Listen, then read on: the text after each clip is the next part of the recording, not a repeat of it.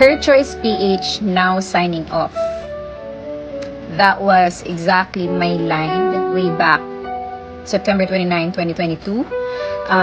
Muntik nang mag-close actually si Her Choice, but because of you, Choosies, nabuhay kami. Ito nga sabi ni Ma'am Ossie, grabe, from magsasara to ginagamit na din ng mga big influencer. Congratulations, Her Choice, nakaka-proud. Thank you. Sobra. Alam nyo ba, September 29, 2022, ito po yung time na nag-post ako sa TikTok na ang sabi ko na Her Choice now signing off. Iko-close ko talaga siya. Pero before ko siya i-close, may stocks pa kasi ako ng parang 8,000 pieces of soap. Intensive bleaching bar yun.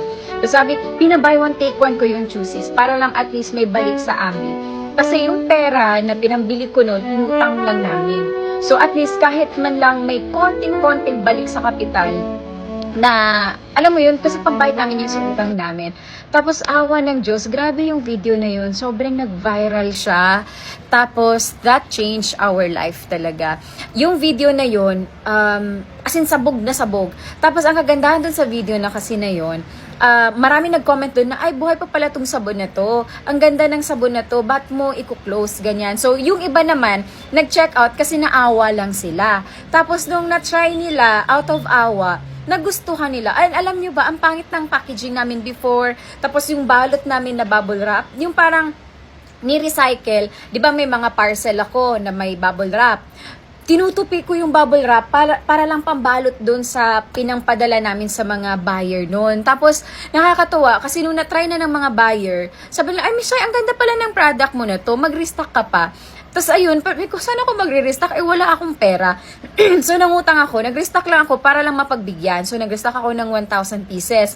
After noon, na-sold out yung 1,000 pieces in 1 hour.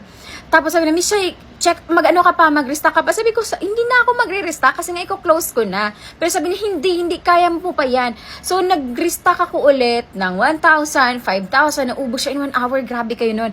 Tapos hanggang sa naging 10,000, hanggang sa naging madami. Almost 3 million na ang nabenta namin because of you, Choosies. Kaya maraming salamat.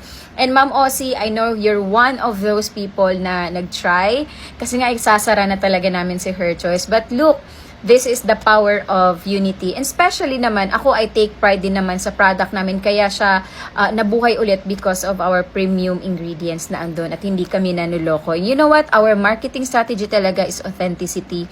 We don't sell products na pucho-pucho, yung, alam mo yung, nagki-claim kami ng mga bagay na hindi naman kaya ng sabon namin. Kung ano lang yung ginagawa, yun lang yung aming mina-market sa products namin. Kaya from the bottom of our hearts, maraming salamat, Choosies.